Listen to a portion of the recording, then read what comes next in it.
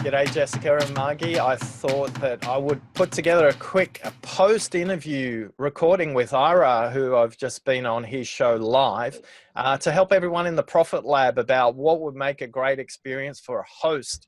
And Ira, we're just going to have a quick conversation about what was your experience like before we turned up to the live, during the live, and after the live, which I guess is now. How did you find the Interview Connections team and their professionalism in booking? What was that experience like for you as a startup? It was great. And thanks, Oscar, for, again, being on the show. And for anybody who wants to watch it, you go up to LinkedIn, YouTube, Facebook, Oscars are mine, and be able to see what the interview is. We'll post the link in the feed as well in the Facebook group.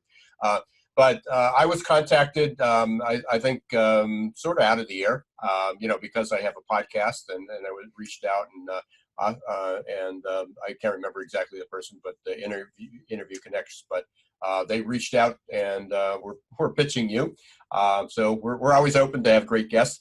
Followed up, communicated with Oscar, trying to get him scheduled. Unfortunately, we were scheduled for a podcast that I have, Geeks, Geezers, and Googlization, and unfortunately I had a conflict, something personal came up. We had to reschedule. And rather than putting it off to the beginning of the year, we were able to do a live LinkedIn Live. And so here we are, just minutes ago coming out of there. So, I guess, Oscar, you had some thoughts or comments, and I guess you were researching, what preparation, what am I looking for as a host? From and how important on a live stream. Yeah, how important was it for you getting my stuff ahead of the interview so that it made the interview more effective for your audience, I guess? What impact does it have getting material in advance? That's a great question, because I do a lot of interviewing, and I always prepare. I try to research. I look at somebody's background. I'll try to watch their, listen to a podcast or a video that they've done.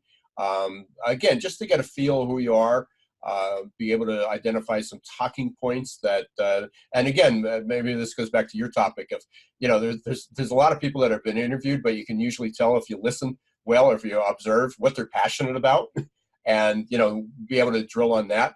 A lot of the guests that I have, I try to focus on something topical because it's ultimately not interviewing you and me. But it's ultimately, what's the audience looking for? What answers? What problems do they have to solve? And how can I bring you in as an expert that would reach that? So the one sheet slick that you provided was great. You have a great portfolio. I don't know if that came from working with Jessica and the gang, but you basically you gave me your Dropbox, and you had video clips in there. You had some artwork. That was fantastic. And then also you have a book, and getting a copy of that. So I would suggest that anybody who's going to be being interviewed, if you send that individual, the book and any other, again, I always ask, what questions would you like me to ask you? Because that's technically what story you want to tell. And then I try to put it in the context of what my audience would be. And my audience is primarily business people, HR people, looking to recruit or hire better.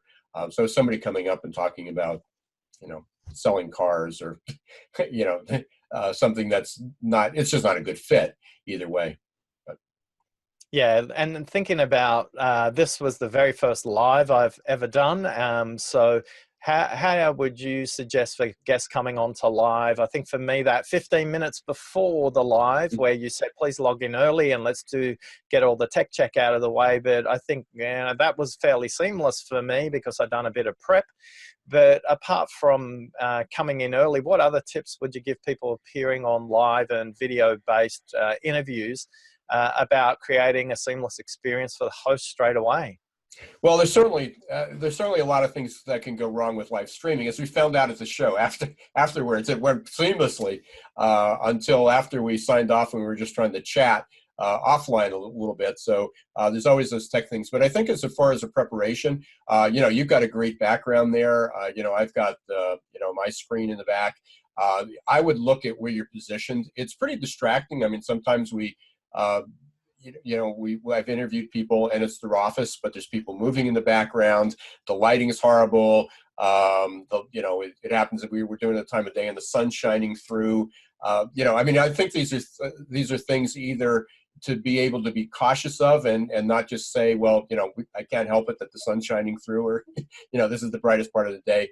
Let the host know at that point, or reposition yourself, or, request even a time. I'd be open to that. Say, hey, can we just do a run through? I've never done one of these. If you've done them before, you're probably used to this. But if you haven't done it, just check with the host. I mean, I'd much rather you say, can we do like a 5-minute run through just a couple days before, just to make sure I have everything in place, just in case you do have to change your setting. The number one most annoying thing, even beyond the distractions and maybe the lighting not being good, and we were easily able to correct it with you, but so often people do this not on a desktop, but they're doing it on a mobile device, maybe a tablet, an iPad, a mobile phone, or a laptop, and where the webcam is built right in. And you get these like angled shots. I can't do it here, but it basically, you can see that it's sort of that oblong piece that your head's bigger than the bottom. It's in an angle, and it's like, can't you see? You're looking at the screen. Can't you see that this is all distorted? Or I'm looking at half the ceiling. So I think it's important to position, be aware where the positioning is, and that could have been accomplished in a call initially. But I'm on a lot of conference calls and Zoom calls, and it's just amazing how people don't pay attention to that. And then if we jump into the interview itself, what made it a good interview, or what could have made it a better interview? Well, as I shared with you, one is you're a great guest. So, and hopefully a lot of the people that are being, positioned, at least working with Jessica or a team or a public relations firm, are doing that. But again, you did a little research ahead of time, as well. And you watch some things. And part of it's understand the host's style. Although I asked for some leading questions, I also, I didn't rehearse this at all, but I did my homework. I did look at your assets. I listened to a couple podcasts you did, listened to some views, went through the book. I didn't finish it all, but, at least I had gone through there to highlight some of that. So I had my little outline. And when we even started, I said, here's the 4 bullet points I'd like to cover. And that, I think that helps you, a great deal. But I would suggest go in it as a conversation. If you're a little fearful, a lot of people are comfortable doing podcasts, but they don't like, it's like doing a radio show, but not doing TV. If you're not comfortable being on screen, I would rehearse that a bit. But I find that if I have, just my interviewing style, and hopefully you found it warming and, pretty relaxing. I don't say warming, but relaxing. Some people don't have a conversation. Some people have a very scripted dialogue, and and I've been on those. I've been on the other end of that, and it's like they have their opening, and that's 5 minutes, and then you have a 10-minute segment, and then they have some strict questions they want to ask. Why, and it's beyond. Sometimes they're uncomfortable questions. I was on one that it was like 60 seconds. I'm going to fire questions after you. I just want one-word answers. And unrehearsed, had no idea what he was going to ask. And I'm pretty comfortable being spontaneous and extemporaneous. But I was even off guard with it. So be careful, listen to somebody else's. I should have anticipated that. And I thought I'd be able to be okay. And I stumbled over a couple of the questions. But again, I try to make it as comfortable as possible and just have a conversation. It works much better. And as you said, even during your interview, it's telling a story. This should tell a story to somebody that they don't have to think of it. It's like, well, when's the next commercial break? Or when do we end? But all right. So in summary, for everyone in the Profit Lab, success and connecting with a host is always in the preparation. Whatever you can do in advance sets a great platform up for success, and just be open to wherever the conversation goes with the host, because they're guiding you on behalf of their audience. Although you're speaking to the host, always I'm visualizing somebody who's in the audience there. Ira, any closing thoughts or reflections for the guys in the Profit Lab about how to have a great interview? No, again, just prepare, be prepared, do a little study on the host, at all, watch their style. Again, you may not be a good fit for some styles. Their audience may not be that good, but I'd encourage you to do it. Don't be fearful of the live stream.